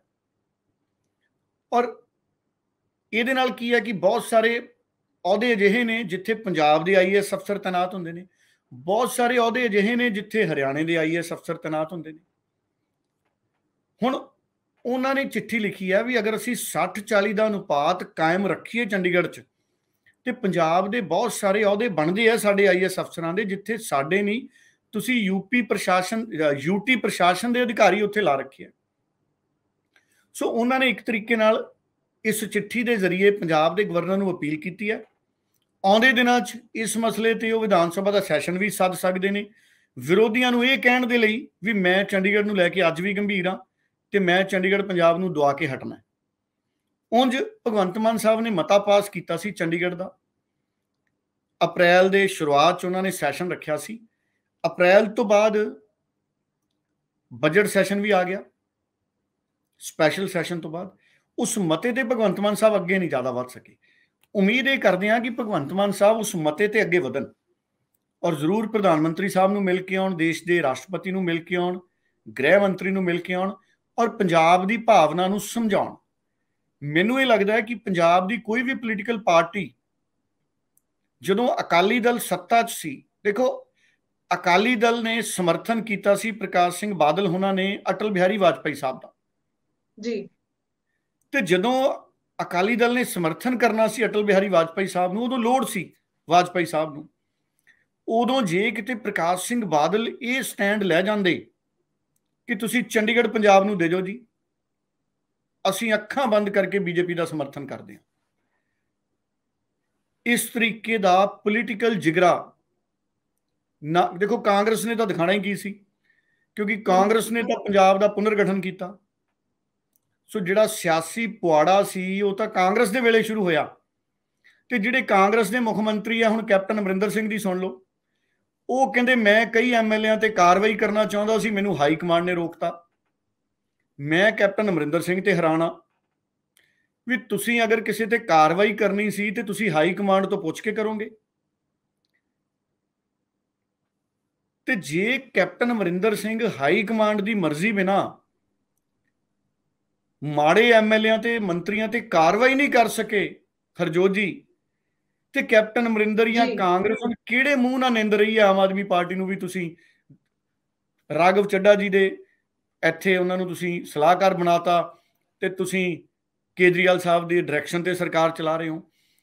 ਕੈਪਟਨ ਸਾਹਿਬ ਵੀ ਕਾਂਗਰਸ ਦੀ ਹਾਈ ਕਮਾਂਡ ਦੀ ਮਰਜ਼ੀ ਨਾਲ ਹੀ ਸਰਕਾਰ ਚਲਾਉਂਦੇ ਰਹੇ ਆ, ਔਰ ਜਦੋਂ ਅਕਾਲੀ ਭਾਜਪਾ ਦੀ ਸਰਕਾਰ ਸੀ ਇਹ ਵੀ ਕੇਂਦਰ ਦੀ ਮਰਜ਼ੀ ਨਾਲ ਸਰਕਾਰ ਚਲਾਉਂਦੇ ਰਹੇ ਆ। ਜੇ ਕੇਂਦਰ ਦੀ ਮਰਜ਼ੀ ਦੇ ਨਾਲ ਸਰਕਾਰ ਨਾ ਚਲਾਉਂਦੇ ਤੇ ਕੇਂਦਰ 'ਚ ਮੰਤਰੀ ਕਿਹਨੇ ਬਣਾਉਣੇ ਸੀ? ਇਸ ਕਰਕੇ ਮੈਂ ਕਹਿੰਦਾ ਹੁੰਦਾ ਪੰਜਾਬ ਦੀਆਂ ਜਿਹੜੀਆਂ ਸਿਆਸੀ ਪਾਰਟੀਆਂ ਨੇ ਉਹ ਐਡੇ ਜੋਗੀਆਂ ਕਦੀ ਵੀ ਨਹੀਂ ਹੋਈਆਂ ਕਿ ਉਹ ਕੇਂਦਰ ਨੂੰ ਸਮਝਾ ਸਕਣ, ਔਰ ਇਹ ਮੌਕਾ ਆਮ ਆਦਮੀ ਪਾਰਟੀ ਕੋਲੇ। ਜੇ ਆਮ ਆਦਮੀ ਪਾਰਟੀ ਭਾਰਤੀ ਜਨਤਾ ਪਾਰਟੀ ਨੂੰ ਨਾ ਸਮਝਾ ਸਕੀ ਤਾਂ ਆਮ ਆਦਮੀ ਪਾਰਟੀ ਨੂੰ ਵੀ ਇਤਿਹਾਸ ਨੇ ਕਦੀ ਮਾਫ ਨਹੀਂ ਕਰਨਾ ਪੰਜਾਬ ਨੂੰ ਲੈ ਕੇ। ਸੋ ਇਸੇ ਕਰਕੇ ਪੰਜਾਬ 'ਚ ਮੰਗ ਉੱਠਦੀ ਹੈ ਇੱਕ ਖੇਤਰੀ ਪਾਰਟੀ ਦੀ, ਕਿ ਇੱਕ ਅਜਿਹੀ ਖੇਤਰੀ ਪਾਰਟੀ ਬਣੇ ਜਿਹਦੇ 'ਚ ਕੋਈ ਅਜਿਹੇ ਲੀਡਰ ਅੱਗੇ ਆਉਣ ਜਿਹੜੇ ਦਿੱਲੀ ਦੇ ਕਿਸੇ ਅਹੁਦੇ ਦੇ ਲਾਲਚੀ ਨਾ ਹੋਣ, ਤੇ ਉਹਨਾਂ ਦੇ ਨਜ਼ਰ 'ਚ ਸਭ ਤੋਂ ਪਹਿਲਾਂ ਪੰਜਾਬ ਹੋਵੇ, ਤੇ ਉਹ ਪੰਜਾਬ 'ਚ ਭਾਵੇਂ ਕੇਂਦਰ 'ਚ ਬੀਜੇਪੀ ਦੀ ਸਰਕਾਰ ਹੈ, ਭਾਵੇਂ ਕਦੀ ਕਾਂਗਰਸ ਦੀ ਸਰਕਾਰ ਹੈ, ਭਾਵੇਂ ਕੇਂਦਰ 'ਚ ਅਰਵਿੰਦ ਕੇਜਰੀਵਾਲ ਪ੍ਰਧਾਨ ਮੰਤਰੀ ਬਣ ਜਾਣ, ਉਹ ਜਾ ਕੇ ਸਮਝਾਉਣ ਕਿ ਪੰਜਾਬ ਔਰ ਚੰਡੀਗੜ੍ਹ ਕੀ ਮਾਇਨੇ ਰੱਖਦੇ ਹੈ ਔਰ ਪੰਜਾਬ ਦੇ ਲਈ ਚੰਡੀਗੜ੍ਹ ਦੀ ਕੀ ਭਾਵਨਾ ਹੈ। ਔਰ ਜਿਸ ਦਿਨ ਕੋਈ ਅਜਿਹੀ ਖੇਤਰੀ ਪਾਰਟੀ ਉੱਭਰ ਗਈ, ਕੋਈ ਅਜਿਹਾ ਲੀਡਰ ਜਿਹੜਾ ਇੱਕ ਸਿਆਸੀ ਸਟੈਂਡ ਰੱਖਦਾ ਹੈ ਕੇਂਦਰ ਦੇ ਕੋਲੇ, ਜਿਹਦੀ ਕੇਂਦਰ ਨਾਲ ਵੀ ਅਗਰ ਚੰਗੀ ਹੈ, ਅਗਰ ਉਹ ਚੰਡੀਗੜ੍ਹ ਪੰਜਾਬ ਨੂੰ ਦਵਾ ਗਿਆ ਕੇਂਦਰ ਨੂੰ ਸਮਝਾ ਕੇ, ਤੇ ਫਿਰ ਗੱਲ ਹੈ ਜਿਹੜੀ ਪੰਜਾਬ ਦੇ ਹੱਕ ਦੀ ਅੱਗੇ ਤੁਰਨੀ ਹੈ। ਪਰ ਜੇ ਹਰਜੋਤ ਜੀ ਹੁਣ ਜਗ੍ਹਾ ਕੇਂਦਰ ਨੇ ਹਰੀ ਝੰਡੀ ਦੇਤੀ ਹਰਿਆਣੇ ਨੂੰ, ਜੇ ਹਰਿਆਣਾ ਵਿਧਾਨ ਸਭਾ ਹੀ ਬਣਾ ਗਿਆ, ਉਹਨਾਂ ਨੇ 20-24 ਕਰੋੜ ਮੇਰਾ ਖਿਆਲ ਉਹਨਾਂ ਨੇ ਮਨਜ਼ੂਰ ਕਰਨੇ ਆ, ਅਗਰ ਹਰਿਆਣਾ ਵਿਧਾਨ ਸਭਾ ਹੀ ਬਣਾ ਗਿਆ ਚੰਡੀਗੜ੍ਹ ਦੇ ਵਿੱਚ, ਫਿਰ ਕੋਈ ਵਿਧਾਨ ਸਭਾ ਥੋੜੀ ਛੱਡੂ ਆਪਣੀ। ਸੋ ਇਸ ਕਰਕੇ ਚੰਡੀਗੜ੍ਹ ਪੰਜਾਬ ਨੂੰ ਮਿਲਦਾ ਹਾਲ ਦੀ ਘੜੀ ਮੈਨੂੰ ਨਹੀਂ ਦਿਖਦਾ, ਮੈਨੂੰ ਪੂਰਾ ਧੁੰਦਲਾ ਹੈ। ਜੀ ਜੀ ਜੀ ਬਿਲਕੁਲ ਸਹੀ ਕਿਹਾ ਤੁਸੀਂ ਡੱਲਾ ਜੀ। ਤਾਂ ਅੱਗੋਂ ਅਗਰ ਗੱਲ ਕਰੀਏ, ਮੱਤੇਵਾੜਾ ਜੰਗਲਾਂ ਵਿੱਚ ਇੰਡਸਟਰੀਅਲ ਪਾਰਕ ਪ੍ਰੋਜੈਕਟ ਨੂੰ ਰੱਦ ਕਰ ਦਿੱਤਾ ਗਿਆ ਹੈ। ਹਾਲਾਂਕਿ ਬਹੁਤ ਸੰਘਰਸ਼ ਵੀ ਕਰ ਰਹੇ ਸੀ ਇੱਥੇ ਵਿਰੋਧੀਆਂ ਪਾਰਟੀਆਂ ਵੀ ਔਰ ਸਮਾਜ ਸੇਵੀ ਵੀ, ਪਰ ਇਸ ਸਭ ਨੂੰ ਲੈ ਕੇ ਇਹ ਪ੍ਰੋਜੈਕਟ ਰੱਦ ਹੋਣ ਤੇ ਪੰਜਾਬ ਦੇ ਸਾਬਕਾ ਮੁੱਖ ਮੰਤਰੀ ਕੈਪਟਨ ਅਮਰਿੰਦਰ ਸਿੰਘ ਬਹੁਤ ਦੁਖੀ ਨਜ਼ਰ ਆ ਰਹੇ ਨੇ। ਉਹਨਾਂ ਦਾ ਕਹਿਣਾ ਕਿ ਇਹ ਪ੍ਰੋਜੈਕਟ ਬਹੁਤ ਵਧੀਆ ਸੀ ਤੇ ਇਸ ਨੂੰ ਰੱਦ ਨਹੀਂ ਕੀਤਾ ਜਾਣਾ ਚਾਹੀਦਾ ਸੀ। ਦੇਖੋ, ਕਿਉਂਕਿ ਕੈਪਟਨ ਅਮਰਿੰਦਰ ਸਿੰਘ ਦੀ ਪੰਜਾਬ ਲੋਕ ਕਾਂਗਰਸ ਦੀ ਬੀਜੇਪੀ ਨਾਲ ਨੇੜਤਾ ਹੈ, ਇਸ ਕਰਕੇ ਕੇਂਦਰ ਦਾ ਪ੍ਰੋਜੈਕਟ ਸੀ। ਚਾਹੀਦਾ ਤਾਂ ਇਹ ਸੀ ਕਿ ਉਦੋਂ ਕੈਪਟਨ ਅਮਰਿੰਦਰ ਸਿੰਘ ਵੀ ਲੋਕਾਂ ਦੀ ਭਾਵਨਾ ਨੂੰ ਸਮਝਦੇ। ਉੱਥੋਂ ਦੇ ਪਿੰਡ ਵਾਲੇ ਜਿਨ੍ਹਾਂ ਦੀਆਂ ਜ਼ਮੀਨਾਂ ਇਹਨਾਂ ਨੇ ਅਧਿਗ੍ਰਹਿਣ ਕੀਤੀਆਂ, ਉਹ ਨਹੀਂ ਸੀ ਚਾਹੁੰਦੇ ਕਿ ਪ੍ਰੋਜੈਕਟ ਬਣੇ। ਔਰ ਕਿਸੇ ਕਿਸਾਨ ਦੇ ਲਈ ਜ਼ਮੀਨ ਤੋਂ ਵੱਡੀ ਚੀਜ਼ ਕੋਈ ਨਹੀਂ ਹੁੰਦੀ ਹਰਜੋਤ ਜੀ। ਔਰ ਕਿਸੇ ਕਿਸਾਨ ਦੀ ਜ਼ਮੀਨ ਉਹਦੀ ਮਰਜ਼ੀ ਦੇ ਉਲਟ ਸਰਕਾਰਾਂ ਲੈ ਲੈਣ, ਉਹ ਸਾਰੀ ਜ਼ਿੰਦਗੀ ਉਹਦੇ ਸੀਨੇ 'ਚ ਇੱਕ ਤੜਪ ਰਹਿੰਦੀ ਹੈ ਵੀ ਇਹ ਮੇਰੀ ਜ਼ਮੀਨ ਖੋਹ ਕੇ ਲੈ ਗਏ ਸੀ, ਭਾਵੇਂ ਜਿੰਨੇ ਮਰਜ਼ੀ ਪੈਸੇ ਦੇ ਦਿਓ ਜੀ। ਜ਼ਮੀਨ ਦੀ ਭਰਪਾਈ ਨਹੀਂ ਕੀਤੀ ਜਾ ਸਕਦੀ, ਔਰ ਖਾਸ ਤੌਰ ਤੇ ਕਿਸਾਨ ਦੇ ਨਾਲ। ਹੁਣ ਅੱਜ ਉਹ ਸਾਰੇ ਖੁਸ਼ ਨੇ ਕਿ ਭਗਵੰਤ ਮਾਨ ਨੇ ਕਹਿਤਾ ਕਿ ਉਹ ਪ੍ਰੋਜੈਕਟ ਨਹੀਂ ਬਣਨਾ। ਔਰ ਇਹ ਭਗਵੰਤ ਮਾਨ ਹੋਣਾ ਦੀ ਇਹ ਇੱਕ ਚੰਗੀ ਪਹਿਲ ਹੈ ਕਿ ਉਹਨਾਂ ਨੇ ਲੋਕ ਵਿਰੋਧ ਨੂੰ ਪੜ੍ਹ ਲਿਆ। ਸਾਰੀਆਂ ਪਾਰਟੀਆਂ ਦੇ ਲੋਕ ਉੱਥੇ ਵਿਰੋਧ ਕਰਨ ਗਏ, ਅਕਾਲੀ ਦਲ ਗਿਆ, ਕਾਂਗਰਸ ਗਈ, ਬੀਜੇਪੀ ਵਾਲੇ ਵੀ ਕੋਈ ਗਏ ਹੋਣਗੇ, ਮੈਨੂੰ ਬੀਜੇਪੀ ਦੇ ਕਿਸੇ ਲੀਡਰ ਦਾ ਨਾਮ ਨਹੀਂ ਯਾਦ ਆ ਰਿਹਾ। ਅਕਾਲੀ ਦਲ ਪਤਾ ਹੈ, ਸਿਮਰਨਜੀਤ ਸਿੰਘ ਮਾਨ ਗਏ, ਲੱਖਾ ਸਿਧਾਣਾ ਗਏ, ਨਵਜੋਤ ਸਿੰਘ ਸਿੱਧੂ ਦੀ ਜਿੱਤੇਗਾ ਪੰਜਾਬ ਟੀਮ ਦੇ ਮੈਂਬਰ ਗਏ ਜੀ, ਕਈ ਲੋਕ ਗਏ, ਸਾਰੀਆਂ ਧਿਰਾਂ ਗਈਆਂ। ਜਿਹੜੀ ਕਮੇਟੀ ਬਣੀ ਸੀ ਵੱਖ-ਵੱਖ ਧਿਰਾਂ ਦੀ, ਉਹ ਗਏ, ਬਲਬੀਰ ਸਿੰਘ ਰਾਜੇਵਾਲ ਗਏ, ਕਈ ਕਿਸਾਨ ਸੰਗਠਨਾਂ ਦੇ ਲੀਡਰ ਗਏ, ਵਾਤਾਵਰਣ ਪ੍ਰੇਮੀ ਗਏ, ਐਨਜੀਓ ਕਈ ਗਏ। ਸੋ ਇਸ ਕਰਕੇ ਭਗਵੰਤ ਮਾਨ ਨੇ ਇਹ ਗੱਲ ਮੰਨੀ, ਸਮਝੇ, ਇਹ ਬੜਾ ਚੰਗਾ ਲੱਗਿਆ। ਔਰ ਦੇਖੋ, ਨੁਕਸਾਨ ਹੈ ਪੰਜਾਬ ਦਾ ਕਿ ਸਾਨੂੰ ਉਹ ਇੰਡਸਟਰੀਅਲ ਪਾਰਕ ਜੇ ਲੱਗ ਜਾਂਦਾ ਤਾਂ ਫਾਇਦਾ ਹੋਣਾ ਸੀ, ਪਰ ਸਾਡਾ ਫਾਇਦਾ ਜ਼ਿਆਦਾ ਹੋ ਗਿਆ ਵੀ ਜੇ ਜੰਗਲ ਦੇ ਨੇੜੇ ਲੱਗ ਜਾਂਦਾ ਤੇ ਸਾਡੇ ਜੰਗਲ ਤਬਾਹ ਹੋ ਜਾਣੇ ਸੀ ਆਉਣ ਵਾਲੇ ਸਮੇਂ 'ਚ। ਉਹ ਪ੍ਰੋਜੈਕਟ ਦੀ ਜਗ੍ਹਾ ਤਬਦੀਲੀ ਦੇ ਲਈ ਭਗਵੰਤ ਮਾਨ ਕੋਸ਼ਿਸ਼ ਕਰਨ, ਉਹਨੂੰ ਸ਼ਹਿਰ ਦੇ ਉਦਯੋਗ ਦੇ ਨੇੜੇ ਲਿਆਉਣ, ਲੁਧਿਆਣਾ ਦਿੱਲੀ ਹਾਈਵੇ ਤੇ ਉਹਨੂੰ ਕਿਤੇ ਲਿਆਉਣ। ਮੱਤੇਵਾੜਾ ਦੇ ਜੰਗਲਾਂ ਦੇ ਨੇੜੇ ਸਾਡਾ ਜੰਗਲ ਬਰਬਾਦ ਹੋ ਜਾਣਾ ਸੀ।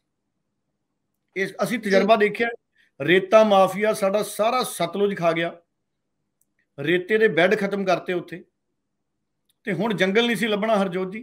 ਹੁਣ ਤਾਂ ਫੇਰ ਉਹ ਜੰਗਲ ਚੰਗਾ ਹੈ, ਔਰ ਉੱਥੇ ਸਾਨੂੰ ਟੂਰਿਜ਼ਮ ਦੇ ਪੁਆਇੰਟ ਆਫ ਵਿਊ ਨਾਲ ਕੰਮ ਕਰਨਾ ਚਾਹੀਦਾ ਹੈ। ਉੱਥੇ ਸਰਕਾਰ ਕੰਮ ਕਰ ਸਕਦੀ ਹੈ। ਕੈਪਟਨ ਅਮਰਿੰਦਰ ਸਿੰਘ ਨੂੰ ਇਹ ਕਹਿਣਾ ਚਾਹੀਦਾ ਸੀ ਵੀ ਮੈਂ ਪ੍ਰਧਾਨ ਮੰਤਰੀ ਸਾਹਿਬ ਨੂੰ ਕਹੂੰਗਾ ਵੀ ਇਹਦੀ ਜਗ੍ਹਾ ਤਬਦੀਲੀ ਕਰੋ, ਔਰ ਭਗਵੰਤ ਮਾਨ ਉਹਨਾਂ ਨੂੰ ਵੀ ਚਿੱਠੀ ਲਿਖਣੀ ਚਾਹੀਦੀ, ਪ੍ਰਧਾਨ ਮੰਤਰੀ ਨੂੰ ਮਿਲਣਾ ਚਾਹੀਦਾ ਕਿ ਅਸੀਂ ਜਗ੍ਹਾ ਦੀ ਤਬਦੀਲੀ ਕਰ ਦਿੰਦੇ ਹਾਂ। 1000 ਏਕੜ ਭਗਵੰਤ ਮਾਨ ਕਿਤੇ ਹੋਰ ਜਗ੍ਹਾ ਦੇਣ, ਇਹ ਉਦਯੋਗ ਦੇ ਪੱਖੋਂ ਇਹਦਾ ਲਾਹਾ ਹੈ। ਜੀ ਜੀ ਬਿਲਕੁਲ ਸਹੀ ਕਿਹਾ। ਤੇ ਡੱਲਾ ਜੀ, ਖਬਰਾਂ ਇਹ ਵੀ ਆ ਰਹੀਆਂ ਨੇ ਕਿ ਹੁਣ ਜੋ ਹੈ ਨਵਜੋਤ ਸਿੰਘ ਸਿੱਧੂ ਨੂੰ ਜੇਲ੍ਹ ਵਿੱਚ ਮੁਲਾਕਾਤ ਦੇ ਲਈ ਡਿਮਾਂਡ ਲੀਡਰਾਂ ਦੀ ਬਹੁਤ ਵੱਧਦੀ ਜਾ ਰਹੀ ਹੈ। ਤੇ ਮੈਂ ਇਸ ਨੂੰ ਸਮਝਣਾ ਚਾਹਾਂਗੀ ਕਿ ਕੀ ਇਹ ਮੌਜੂਦਾ ਪੰਜਾਬ ਦੀ ਸਿਆਸਤ ਇਸ ਤਰੀਕੇ ਨਾਲ ਕਵਟ ਲੈ ਰਹੀ ਹੈ ਤਾਂ ਇਹ ਡਿਮਾਂਡ ਇੰਨੀ ਵੱਧ ਰਹੀ ਹੈ ਕਿ ਅੱਗੋਂ ਦੇ ਕੀ ਸਮੀਕਰਨ ਬਣਦੇ ਨਜ਼ਰ ਆ ਰਹੇ ਨੇ? ਤੁਸੀਂ ਬੜਾ ਟੇਢਾ ਜਿਹਾ ਸਵਾਲ ਅੱਜ ਹਰਜੋਤ ਜੀ ਪੁੱਛ ਲਿਆ, ਮੈਂ ਨਹੀਂ ਸੀ ਸੋਚਿਆ ਇਹ ਸਵਾਲ ਪੁੱਛੋਗੇ ਤੁਸੀਂ। ਮੈਨੂੰ ਇਹ ਲੱਗਦਾ ਹਰਜੋਤ ਜੀ ਕਿ ਪੰਜਾਬ ਦੇ ਲੀਡਰਾਂ ਨੂੰ ਨਵਜੋਤ ਸਿੰਘ ਸਿੱਧੂ ਚ 2024 ਤੇ 2027 ਦਿਖਣ ਲੱਗ ਗਿਆ। ਜਿਸ ਹਿਸਾਬ ਨਾਲ ਸੰਗਰੂਰ ਚ ਆਮ ਆਦਮੀ ਪਾਰਟੀ ਦੀ ਹਾਰ ਹੋਈ ਹੈ, ਸਿਮਰਨਜੀਤ ਸਿੰਘ ਮਾਨ ਜਿੱਤੇ ਨੇ, ਤੇ ਨਵਜੋਤ ਸਿੰਘ ਸਿੱਧੂ ਵੀ ਇੱਕ ਨਿਰਪੱਖ ਸੋਚ ਵਾਲਾ ਲੀਡਰ ਹੈ ਪੰਜਾਬ 'ਚ। ਇੰਦਰਾ ਗਾਂਧੀ ਬੀਬੀ ਵੀ ਹਾਰੀ ਸੀ, ਜ਼ਮਾਨਤ ਭਗਵੰਤ ਮਾਨ ਸਾਹਿਬ ਦੀ ਵੀ ਰੱਦ ਹੋਈ ਸੀ, ਜ਼ਬਤ ਹੋਈ ਸੀ, ਅਟਲ ਬਿਹਾਰੀ ਵਾਜਪਾਈ ਸਾਹਿਬ ਵੀ ਹਾਰੇ ਸੀ। ਕਈ ਵੱਡੇ ਵੱਡੇ ਲੀਡਰ ਨੇ ਜਿਹੜੇ ਮੁਲਕ 'ਚ ਹਾਰੇ। ਕੈਪਟਨ ਅਮਰਿੰਦਰ ਦੀ ਵੀ ਜ਼ਮਾਨਤ ਜ਼ਬਤ ਹੋਈ ਸੀ, ਇਹ ਸਾਡੇ ਆਰਮੀ ਦੇ ਸਾਬਕਾ ਮੁਖੀ ਇਲਜ਼ਾਮ ਲਾਉਂਦੇ ਸੀ। ਤੇ ਭਾਰਤੀ ਜਨਤਾ ਪਾਰਟੀ ਦੇ ਬਹੁਤ ਲੀਡਰਾਂ ਦੀਆਂ ਵੀ ਜ਼ਮਾਨਤਾਂ ਜ਼ਬਤ ਹੁੰਦੀਆਂ ਰਹੀਆਂ। ਸੋ ਜੇ ਨਵਜੋਤ ਸਿੰਘ ਸਿੱਧੂ ਹਾਰ ਗਿਆ ਤੇ ਕੋਈ ਇਹੋ ਜਿਹਾ ਕੰਮ ਨਹੀਂ ਹੋਇਆ ਵੀ ਨਵਜੋਤ ਸਿੰਘ ਸਿੱਧੂ ਹਾਰ ਗਿਆ ਤੇ ਕਈ ਲੋਕ ਕਹਿੰਦੇ ਲਓ ਜੀ ਨਵਜੋਤ ਸਿੰਘ ਸਿੱਧੂ ਦਾ ਪੋਲੀਟੀਕਲ ਕੈਰੀਅਰ ਖਤਮ ਹੋ ਗਿਆ। ਐਦਾਂ ਨਹੀਂ ਹੁੰਦਾ। ਨਵਜੋਤ ਸਿੰਘ ਸਿੱਧੂ ਜੇਲ੍ਹ 'ਚ ਬੈਠਾ ਹੈ, ਪਰ ਪੰਜਾਬ ਦੇ ਲੋਕਾਂ 'ਚ ਅੱਜ ਵੀ ਨਵਜੋਤ ਸਿੰਘ ਸਿੱਧੂ ਦੀ ਸੋਚ ਜਿਉਂਦੀ ਹੈ। ਨਵਜੋਤ ਸਿੰਘ ਸਿੱਧੂ ਦੀਆਂ ਜਿਹੜੀਆਂ ਪੰਜਾਬ ਦੇ ਪ੍ਰਤੀ ਵੇਵਜ਼ ਨੇ, ਤਰੰਗਾਂ ਜਿਹਨੂੰ ਕਹਿੰਦੇ ਨੇ, ਜਿਹਨੂੰ ਅੱਜ ਕੱਲ੍ਹ ਅੰਗਰੇਜ਼ੀ ਦਾ ਸ਼ਬਦ ਬਹੁਤ ਵਰਤਦੇ ਨੇ, ਔਰਾ, ਨਵਜੋਤ ਸਿੰਘ ਸਿੱਧੂ ਦਾ ਔਰਾ ਆ ਪੰਜਾਬ 'ਚ ਹੀ ਤੁਰਿਆ ਫਿਰਦਾ ਹੈ। ਖੇਤਾਂ 'ਚ, ਪਿੰਡਾਂ 'ਚ, ਸ਼ਹਿਰਾਂ 'ਚ ਤੁਰਿਆ ਫਿਰਦਾ, ਨੌਜਵਾਨਾਂ 'ਚ। ਦੇਖੋ, ਨਵਜੋਤ ਸਿੰਘ ਸਿੱਧੂ ਨਾਲ ਸਿਆਸੀ ਵਿਰੋਧ ਕਈ ਲੀਡਰਾਂ ਦਾ ਇਸ ਕਰਕੇ ਰਿਹਾ ਕਿ ਨਵਜੋਤ ਸਿੰਘ ਸਿੱਧੂ, ਕੁਦਰਤ ਨੇ ਉਹਦੇ ਤੋਂ ਭੂਮਿਕਾ ਦਵਾਤੀ ਸ੍ਰੀ ਕਰਤਾਰਪੁਰ ਸਾਹਿਬ ਦੇ ਲਾਂਘੇ ਦੇ ਖੁੱਲਣ 'ਚ, ਔਰ ਇਹ ਕੁਦਰਤ ਦੀ ਬਖਸ਼ਿਸ਼ ਸੀ ਨਵਜੋਤ ਸਿੰਘ ਸਿੱਧੂ ਨੂੰ ਕਿ ਕਰਤਾਰਪੁਰ ਸਾਹਿਬ ਦੇ ਲਾਂਘੇ ਦੇ ਖੁੱਲਣ 'ਚ ਉਹਦੀ ਭੂਮਿਕਾ ਰਹੀ, ਔਰ ਇਹ ਕਦੀ ਵੀ ਪੰਜਾਬੀ ਭੁੱਲ ਨਹੀਂ ਸਕਦੇ। ਔਰ ਦੇਖੋ, ਕੁਦਰਤ ਦੇ ਰੰਗ ਨੇ। ਨਵਜੋਤ ਸਿੰਘ ਸਿੱਧੂ ਜੇਲ੍ਹ 'ਚ ਗਏ ਨੇ, ਰੱਬ ਨੇ ਕੋਈ, ਕਹਿੰਦੇ ਨੇ ਵੀ ਰੱਬ ਦੇ ਹਰ ਕਰਮ 'ਚ ਕੁਝ ਨਾ ਕੁਝ ਚੰਗਾ ਹੁੰਦਾ, ਸੋ ਉਹ ਆਪਣੀ ਸਜ਼ਾ ਕੱਟਿਆਉਣਗੇ। ਉਸ ਤੋਂ ਬਾਅਦ ਹੋ ਸਕਦਾ ਹੈ ਹੋਰ ਚੰਗੀ ਭੂਮਿਕਾ ਪੰਜਾਬ ਦੀ ਸਿਆਸਤ 'ਚ ਅਦਾ ਕਰਨ। ਸੋ ਇਸ ਕਰਕੇ ਡਿਮਾਂਡ ਵਧੀ ਹੈ। ਹਰਜੋਤ ਜੀ, ਮੈਨੂੰ ਵੀ ਕਮ ਸੇ ਕਮ ਜ਼ਿਆਦਾ ਨਹੀਂ, 100 ਤੋਂ ਜ਼ਿਆਦਾ ਲੋਕ ਅਪਰੋਚ ਕਰ ਚੁੱਕੇ ਨੇ ਕਿ ਅਸੀਂ ਮੁਲਾਕਾਤ ਕਰਨਾ ਚਾਹੁੰਦੇ ਹਾਂ ਨਵਜੋਤ ਸਿੰਘ ਸਿੱਧੂ ਹੁਣਾਂ ਦੇ ਨਾਲ, ਉਹਦਾ ਕੀ ਪ੍ਰੋਸੀਜਰ ਹੈ। ਫਿਰ ਮੈਂ ਉਹਨਾਂ ਨੂੰ ਦੱਸਿਆ ਵੀ ਇਹ ਜੇਲ੍ਹ ਮਹਿਕਮੇ ਤੋਂ ਮਨਜ਼ੂਰੀ ਲੈਣੀ ਪੈਂਦੀ ਹੈ, ਤੁਸੀਂ ਨਵਜੋਤ ਸਿੰਘ ਸਿੱਧੂ ਜੀ ਦੇ ਪਰਿਵਾਰਕ ਮੈਂਬਰਾਂ ਦੇ ਨਾਲ ਸੰਪਰਕ ਕਰੋ, ਉਹ ਤੁਹਾਡੇ ਜਿਹੜੇ ਡਾਕੂਮੈਂਟਸ ਨੇ, ਅਰਜ਼ੀ ਵਗੈਰਾ, ਉਹ ਜੇਲ੍ਹ ਮਹਿਕਮੇ ਦੇ ਸਪੁਰਦ ਕਰਨਗੇ। ਉਸ ਤੋਂ ਬਾਅਦ ਇੱਕ ਪ੍ਰਕਿਰਿਆ ਹੈ, ਪਰ ਸਾਰੇ ਲੋਕ ਨਵਜੋਤ ਸਿੰਘ ਸਿੱਧੂ ਨੂੰ ਮਿਲ ਨਹੀਂ ਸਕਣਗੇ, ਉਹਨਾਂ ਦੀ ਸਜ਼ਾ ਪੂਰੀ ਹੋ ਜਾਣੀ ਹਰਜੋਤ ਜੀ, ਕਿਉਂਕਿ ਮੁਲਾਕਾਤ ਬਹੁਤ ਲਿਮਟਿਡ ਲੋਕਾਂ ਦੇ ਨਾਲ ਕਰਵਾ ਸਕਦਾ ਹੈ ਜੇਲ੍ਹ ਮਹਿਕਮਾ ਨਿਯਮਾਂ ਦੇ ਮੁਤਾਬਕ, ਤੇ ਮਿਲਣ ਵਾਲਿਆਂ ਦੀ ਗਿਣਤੀ ਪੰਜਾਬ ਦੇ ਵਿੱਚ ਹਜ਼ਾਰਾਂ ਲੱਖਾਂ 'ਚ ਹੈ। ਜੀ ਜੀ, ਮੈਂ ਪਿਛਲੇ ਦਿਨੀ ਮਹਿਸੂਸ ਕੀਤਾ ਕਿ ਬਹੁਤ ਸਾਰੇ ਅਜਿਹੇ ਪੋਲੀਟੀਕਲ ਲੀਡਰ ਜਿਹੜੇ ਅੱਜ ਤੱਕ ਇਮਾਨਦਾਰੀ ਤੇ ਅੱਗੇ ਵਧਦੇ ਰਹੇ, ਜਿਹੜੇ ਪੰਜਾਬ ਦੇ ਮੁੱਦਿਆਂ ਤੇ ਅੱਗੇ ਵਧਦੇ ਰਹੇ, ਉਹ ਵੀ ਮਹਿਸੂਸ ਕਰ ਰਹੇ ਨੇ ਕਿ ਨਵਜੋਤ ਸਿੰਘ ਸਿੱਧੂ ਜਿੱਦਾਂ ਹੀ ਆਉਂਦੇ ਨੇ, ਨਵਜੋਤ ਸਿੰਘ ਸਿੱਧੂ ਦੇ ਨਾਲ ਅੱਗੇ ਵਧਿਆ ਜਾਵੇ। ਦੇਖੋ, ਮੈਨੂੰ ਇਹ ਲੱਗਦਾ ਹੈ ਕਿ ਨਵਜੋਤ ਸਿੰਘ ਸਿੱਧੂ 'ਚ 2024 ਤੇ 2027 ਦਿਖ ਰਿਹਾ ਹੈ, ਪੋਲੀਟੀਕਲ ਲੀਡਰਾਂ ਨੂੰ ਵੀ, ਆਮ ਲੋਕਾਂ ਨੂੰ ਵੀ। ਔਰ ਜਿੱਥੋਂ ਤੱਕ ਮੇਰੀ ਗੱਲ ਹੈ, ਇੱਕ ਪੱਤਰਕਾਰ ਦੇ ਤੌਰ ਤੇ ਮੈਂ ਇਹ ਦੇਖਦਾ ਹਰਜੋਤ ਜੀ ਕਿ ਨਵਜੋਤ ਸਿੰਘ ਸਿੱਧੂ ਉਹਨਾਂ ਨੂੰ 2024 ਦੀ ਪਾਰਲੀਮੈਂਟ ਦੀ ਚੋਣ ਲੜਾਉਣਾ ਚਾਹੁੰਦੇ ਨੇ। ਉਹਨਾਂ ਦੇ ਸਾਥੀ ਜਿਹੜੇ ਨਵਜੋਤ ਸਿੰਘ ਸਿੱਧੂ ਦੀ ਜਿੱਤੇਗਾ ਪੰਜਾਬ ਟੀਮ ਦੇ ਮੈਂਬਰ ਨੇ, ਕਈ ਅਕਸਰ ਮੇਰੇ ਨਾਲ ਇਹ ਆਪਣੀ ਖਾਹਿਸ਼ ਪ੍ਰਗਟ ਕਰਦੇ ਨੇ ਕਿ ਅਸੀਂ ਚਾਹੁੰਦੇ ਹਾਂ ਕਿ ਨਵਜੋਤ ਸਿੰਘ ਸਿੱਧੂ ਪਾਰਲੀਮੈਂਟ ਦੀ ਚੋਣ ਲੜਨ। ਔਰ ਅਗਰ ਨਵਜੋਤ ਸਿੰਘ ਸਿੱਧੂ ਪਾਰਲੀਮੈਂਟ ਦੀ ਚੋਣ ਲੜੇ, ਹੁਣ ਪੰਜਾਬ ਮੁੱਦਿਆਂ ਦੀ ਸਿਆਸਤ ਨੂੰ ਸਮਝ ਗਿਆ, ਤੇ ਮੈਂ ਤਾਂ ਇਹ ਚਾਹੁੰਦਾ ਕਿ ਨਵਜੋਤ ਸਿੰਘ ਸਿੱਧੂ ਆਪਣੀ ਪਾਰਟੀ ਬਣਾਉਣ। ਫੈਸਲਾ ਤਾਂ ਨਵਜੋਤ ਸਿੰਘ ਸਿੱਧੂ ਦਾ ਹੈ। ਅਗਰ ਨਵਜੋਤ ਸਿੰਘ ਸਿੱਧੂ ਆਪਣੀ ਪਾਰਟੀ ਬਣਾ ਲੈਣਗੇ ਤਾਂ ਇੱਕ ਬਹੁਤ ਵੱਡਾ ਖਿਲਾਫ ਪੰਜਾਬ 'ਚੋਂ ਪੂਰ ਦੇਣਗੇ, ਕਿਉਂਕਿ ਉਹ ਜਿਹੇ ਲੀਡਰ ਨੇ ਜਿਹੜੇ ਸਮਝੌਤਾਵਾਦੀ ਨਹੀਂ ਹੈ। ਜਿਵੇਂ ਸੁਖਪਾਲ ਖਹਿਰਾ, ਉਹ ਸਮਝੌਤਾਵਾਦੀ ਲੀਡਰ ਨਹੀਂ ਹੈ। ਡਾਕਟਰ ਧਰਮਵੀਰ ਗਾਂਧੀ ਨੇ, ਸੁਖਪਾਲ ਖਹਿਰਾ, ਧਰਮਵੀਰ ਗਾਂਧੀ, ਇਹ ਪੰਜਾਬ ਦੇ ਮੁੱਦਿਆਂ ਤੇ ਫੋਕਸ ਰੱਖ ਕੇ ਸਿਆਸਤ ਕਰ ਰਹੇ ਨੇ। ਪ੍ਰਤਾਪ ਬਾਜਵਾ ਵੀ ਅੱਜ ਕੱਲ੍ਹ ਪੰਜਾਬ ਦੇ ਮੁੱਦਿਆਂ ਤੇ ਟੇਕ ਲਾ ਕੇ ਆਪਣੀ ਸਿਆਸਤ ਅੱਗੇ ਵਧਾ ਰਹੇ ਨੇ। ਮਨੀਸ਼ ਤਿਵਾੜੀ ਸਰਗਰਮ ਹੋਏ ਨੇ, ਨਵੇਂ ਸਿਰੇ ਤੋਂ ਪੰਜਾਬ 'ਚ ਸਰਗਰਮ ਹੋਏ ਨੇ, ਪਹਿਲਾਂ ਵੀ ਸਰਗਰਮ ਸੀ। ਸੋ ਨਵੀਂ ਤਰ੍ਹਾਂ ਦੀ ਜਿਹੜੀ ਸਿਆਸੀ ਸਮੀਕਰਨ ਨੇ ਸਾਨੂੰ ਆਉਂਦੇ ਸਮੇਂ 'ਚ ਨਜ਼ਰ ਆਉਣਗੇ, ਜੋ ਮੈਨੂੰ ਲੱਗ ਰਿਹਾ ਹੈ ਹਰਜੋਤ ਜੀ ਆਉਣ ਵਾਲੇ ਸਮੇਂ 'ਚ। ਬਾਕੀ ਫੈਸਲਾ ਇਹਨਾਂ ਲੀਡਰਾਂ ਨੇ ਕਰਨਾ। ਬਿਲਕੁਲ ਬਿਲकुल ਸਹੀ ਕਿਹਾ ਤੁਸੀਂ। ਸੋ ਡੱਲਾ ਜੀ, ਸਾਡੇ ਕੋਲ ਸਮਾਂ ਬਹੁਤ ਘੱਟ ਹੈ, ਪਰ ਛੋਟਾ ਜਿਹਾ ਇੱਕ ਸਵਾਲ ਹੋਰ ਕਰਨਾ ਚਾਹੂੰਗੀ, ਇੱਕ ਖਬਰ ਦੇ ਉੱਪਰ ਹੋਰ ਚਰਚਾ ਕਰਨਾ ਚਾਹਾਂਗੇ ਕਿ ਜੋ ਮਨੀਸ਼ ਤਿਵਾੜੀ ਨੇ, ਉਹਨਾਂ ਨੇ ਕੇਂਦਰ ਦੀ ਅਗਨੀਪਥ ਯੋਜਨਾ ਦੇ ਉੱਪਰ ਆਪਣੀ ਪਾਰਟੀ ਤੋਂ ਹੀ, ਕਾਂਗਰਸ ਪਾਰਟੀ ਤੋਂ ਵੱਖ ਹੋ ਕੇ ਹੀ ਜੋ ਹੈ ਅਲੱਗ ਅਸੀਂ ਆਵਾਜ਼ ਕਹਾਂਗੇ ਉਹਨਾਂ ਨੇ ਕੀਤੀ ਹੈ, ਤੇ ਅਗਨੀਪਥ ਯੋਜਨਾ ਦੇ ਹੱਕ ਵਿੱਚ ਬੋਲਦੇ ਨਜ਼ਰ ਆ ਰਹੇ ਨੇ।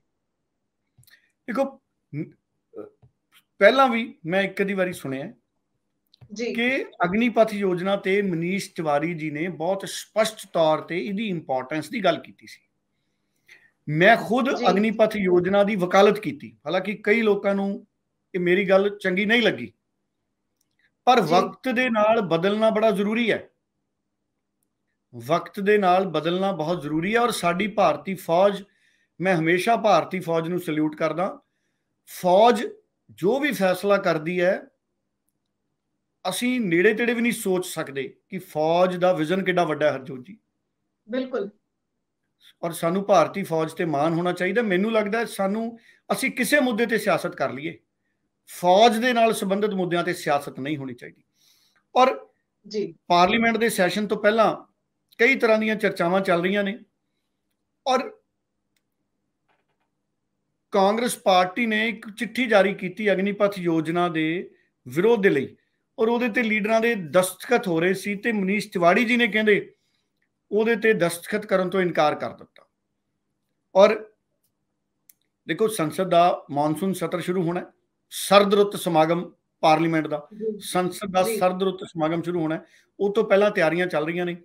ਸੋ ਮਨੀਸ਼ ਤਿਵਾੜੀ ਸਿੱਧੇ ਤੌਰ ਤੇ ਇਹ ਦੇਖ ਰਹੇ ਨੇ ਕਿ ਇਹ ਫੌਜ ਦਾ ਫੈਸਲਾ ਹੈ ਔਰ ਫੌਜ ਨੇ ਸਾਡੇ ਦੇਸ਼ ਦੀਆਂ ਦੂਰਗਾਮੀ ਸੰਭਾਵਨਾਵਾਂ ਜ਼ਰੂਰਤਾਂ ਦੇ ਮੱਦੇਨਜ਼ਰ ਇਹ ਫੈਸਲਾ ਕੀਤਾ ਔਰ ਮੈਨੂੰ ਲੱਗਦਾ ਹੈ ਕਿ ਬਿਲਕੁਲ ਉਹਨਾਂ ਦਾ ਸਟੈਂਡ ਠੀਕ ਹੈ, ਫੌਜ ਦਾ ਫੈਸਲਾ ਹੈ। ਕਿਉਂਕਿ ਕੋਈ ਵੀ ਦੇਸ਼ ਦੀ ਸਰਕਾਰ ਹਰਜੋਤ ਜੀ, ਮੇਰਾ ਹੀ ਮੰਨਣਾ ਹੈ ਭਾਰਤ ਸਰਕਾਰ ਵੀ ਕੋਈ ਵੀ ਯੋਜਨਾ ਅਗਰ ਲੈ ਕੇ ਆਉਣਾ ਚਾਹੁੰਦੀ ਹੈ ਫੌਜ ਦੀ ਮਰਜ਼ੀ ਬਿਨਾ ਬੜਾ ਔਖਾ ਹੈ ਕਿ ਉਹਨੂੰ ਲਾਗੂ ਕੀਤਾ ਜਾ ਸਕੇ। ਸੋ ਇਹ ਯੋਜਨਾ ਫੌਜ ਦੀ ਹੈ। ਫੌਜ ਦੇ ਅਫਸਰਾਂ ਨੇ ਪ੍ਰੈਸ ਕਾਨਫਰੰਸ ਕਰਕੇ ਆਪ ਦੱਸਿਆ ਸੀ ਵੀ ਅਸੀਂ ਕਈ ਸਾਲਾਂ ਤੋਂ, ਕਈ ਦਹਾਕਿਆਂ ਤੋਂ ਕੰਮ ਕਰ ਰਹੇ ਹਾਂ ਫੌਜ ਦੇ ਨਵੀਨੀਕਰਨ ਦਾ ਔਰ ਇਸ ਯੋਜਨਾ ਦੇ ਨਾਲ ਸਾਡੇ ਜਿਹੜੇ ਫੌਜੀ ਨੇ, ਫੌਜੀ ਵੀਰ, ਅਗਨਵੀਰ ਵੀ ਜਿਹਨੂੰ ਕਹਿੰਦੇ ਆ, ਨਵੇਂ ਜਿਹੜੇ ਹੁਣ ਆਉਣੇ ਆ, ਸਾਡੀ ਫੌਜ ਦੀ ਐਵਰੇਜ ਲਾਈਫ ਬਹੁਤ ਸੁਧਰ ਜਾਏਗੀ। ਅਸੀਂ ਇੱਕ ਨੌਜਵਾਨ ਆਰਮੀ ਦੇ ਤੌਰ ਦੇ ਉੱਤੇ ਉਭਰਾਂਗੇ ਆਉਣ ਵਾਲੇ ਸਮੇਂ ਦੇ ਵਿੱਚ। ਸੋ ਮੈਨੂੰ ਲੱਗਦਾ ਹੈ ਕਿ ਮਨੀਸ਼ ਤਿਵਾੜੀ ਨੇ ਜਿਹੜੀ ਇਹ ਗੱਲ ਕੀਤੀ ਹੈ, ਭਾਵੇਂ ਉਹਨਾਂ ਦੀ ਨਿੱਜੀ ਭਾਵਨਾ ਹੈ, ਪਰ ਹੌਲੀ ਹੌਲੀ ਸਾਡੇ ਸਾਰੇ ਦੇਸ਼ ਵਾਸੀ ਸਮਝ ਜਾਣਗੇ ਕਿ ਇਹ ਸਾਡੀ ਯੋਜਨਾ ਚੰਗੀ ਸੀ। ਵਿਰੋਧ ਤਾਂ ਉਦੋਂ ਵੀ ਹੋਇਆ ਸੀ ਜਦੋਂ ਸਾਡੇ ਦੇਸ਼ 'ਚ ਕੰਪਿਊਟਰ ਆਏ ਸੀ ਰਾਜੀਵ ਗਾਂਧੀ ਲੈ ਕੇ, ਉਦੋਂ ਕਿੱਡਾ ਰੌਲਾ ਪਿਆ, ਲੇਕਿਨ ਅੱਜ ਕੰਪਿਊਟਰ ਬਿਨਾਂ ਜ਼ਿੰਦਗੀ ਨਹੀਂ ਚੱਲ ਸਕਦੀ। ਔਰ ਜੇ ਕਿਤੇ ਕੰਪਿਊਟਰ ਨਾ ਹੁੰਦੇ ਤੇ ਕੋਵਿਡ ਦੇ ਵਿੱਚ ਤੁਸੀਂ ਦੱਸੋ ਸਾਡੀ ਆਰਥਿਕਤਾ ਠੱਪ ਹੋ ਜਾਣੀ ਸੀ। ਵਕਤ ਨਾਲ ਬਦਲਣਾ ਪੈਂਦਾ ਹਰਜੋਤ ਜੀ। ਜਦੋਂ ਨਵੇਂ ਮੋਬਾਈਲ ਆਏ ਸੀ ਲੋਕ ਮੋਬਾਈਲਾਂ ਦਾ ਵਿਰੋਧ ਕਰਦੇ ਸੀ ਜੀ, ਇਹਦੇ ਨਾਲ ਬੱਚੇ ਵਿਗੜ ਜਾਣਗੇ ਜੀ, ਇਹਦੇ ਨਾਲ ਲੋਕਾਂ ਨੇ ਕੰਮਕਾਰ ਨਹੀਂ ਕਰਿਆ ਕਰਨਾ, ਤੇ ਹੁਣ ਮੋਬਾਈਲ ਰੁਜ਼ਗਾਰ ਹੈ। ਸੋ ਇਸ ਕਰਕੇ ਜਿਹੜਾ ਸਮੇਂ-ਸਮੇਂ ਤੇ ਬਦਲਾਅ ਆਉਂਦੇ ਨੇ, ਨੌਕਰੀਆਂ ਦੇ ਤਰੀਕਿਆਂ 'ਚ ਬਦਲਾਅ ਆ ਗਿਆ ਹਰਜੋਤ ਜੀ। ਹੁਣ ਲੋਕ 2-2 3-3 ਨੌਕਰੀਆਂ ਵੀ ਕਰੀ ਜਾਂਦੇ ਨੇ। ਬਿਲਕੁਲ, ਪਹਿਲਾਂ ਇਹਨੂੰ ਮਾੜਾ ਕੰਮ ਸਮਝਿਆ ਜਾਂਦਾ ਸੀ ਵੀ ਤੁਸੀਂ ਇੱਕ ਜਗ੍ਹਾ ਨੌਕਰੀ ਕਰਦੇ ਹੋ ਜੀ, ਦੂਸਰੀ ਜਗ੍ਹਾ ਕਿਵੇਂ ਕਰ ਸਕਦੇ ਹੋ। ਸੋ ਇਸ ਕਰਕੇ ਹੌਲੀ ਹੌਲੀ ਬਦਲਾਅ ਆ ਰਹੇ ਨੇ ਨੌਕਰੀਆਂ ਦੇ ਤਰੀਕਿਆਂ ਦੇ ਵਿੱਚ ਵੀ। ਸੋ ਇਹਨਾਂ ਨੂੰ ਸਵੀਕਾਰ ਲੈਣਾ ਚਾਹੀਦਾ ਸਾਨੂੰ। ਬਿਲਕੁਲ ਸਹੀ ਕਿਹਾ ਤੁਸੀਂ ਡੱਲਾ ਜੀ, ਤੇ ਬਹੁਤ ਧੰਨਵਾਦ ਤੁਹਾਡਾ ਇਹਨਾਂ ਸਾਰੀਆਂ ਖਬਰਾਂ ਦੇ ਉੱਪਰ ਚਰਚਾ ਕਰਨ ਲਈ, ਜਾਣਕਾਰੀ ਦਰਸ਼ਕਾਂ ਨਾਲ ਸਾਂਝੀ ਕਰਨ ਲਈ। ਦਰਸ਼ਕਾਂ ਦਾ ਵੀ ਬਹੁਤ ਧੰਨਵਾਦ, ਹਮੇਸ਼ਾ ਸਾਡੇ ਪ੍ਰੋਗਰਾਮ ਨਾਲ ਜੁੜਦੇ ਨੇ, ਆਪਣਾ ਪਿਆਰ ਦਿੰਦੇ ਨੇ ਪ੍ਰੋਗਰਾਮ ਨੂੰ, ਤੇ ਕਮੈਂਟ ਜ਼ਰੀਏ ਤੁਸੀਂ ਆਪਣੇ ਸੁਝਾਅ ਸਾਡੇ ਤੱਕ ਪਹੁੰਚਾਉਂਦੇ ਹੋ, ਉਸ ਦੇ ਲਈ ਵੀ ਧੰਨਵਾਦ। ਤੇ ਇਸ ਦੇ ਨਾਲ ਹੀ ਹੁਣ ਮੈਨੂੰ ਯਾਨੀ ਕਿ ਹਰਜੋਤ ਕੌਰ ਨੂੰ ਵੀ ਦਿਓ ਇਜਾਜ਼ਤ। ਧੰਨਵਾਦ, ਬਹੁਤ ਧੰਨਵਾਦ।